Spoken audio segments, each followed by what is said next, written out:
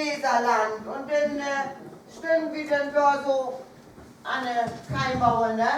Und für uns so ein 45,4 Kilometer langer Fluss und wir mit einer Bremse, ne?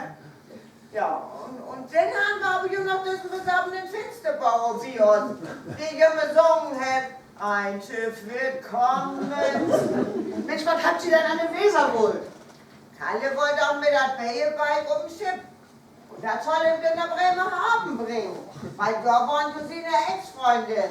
Und die hätte ich seit 5 Jahren nicht mehr sehen. Die hat jetzt 3 Kinder und ist auch mit einem Polizisten verheiratet. Die wollen hier schon adoptieren. Also die Kinder, nicht den Polizisten. Martha, wieso bringt ihr die Polizei nach Hus? Ja, also so nach 3/4 Stunde für das Baby Rude, ne? Und wir wollen Abstand von das Projekt nehmen. Und wieso bringt ihr nur die Polizei nach Hus?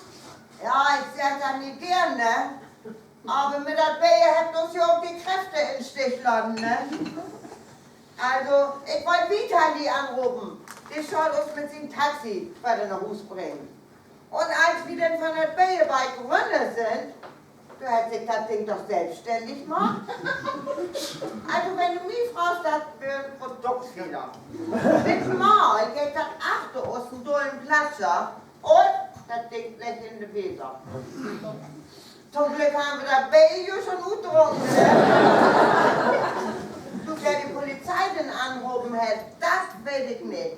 Aber tatsächlich, wenn ich das gut kriege, die kann sich aber warm anhängen. Da kann sie aber drauf lachen. Ich Wolf, du schnappst sie nun erstmal richtig gut, ne? Ja, ja. Nee, du, da ist aber noch mal eine Frage. Also, wir werden ja Nebenmann.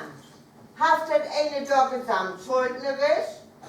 Oh, wie steckt da ja in eine juristische Grauzone, ne? Ich habe auch schon gedacht, vielleicht könnt ihr einen Strick da an der Bällebike anbinden. Und dann könnt Vitali damit sie ein Taxihotel. Der hat so eine Anhängerkopplung.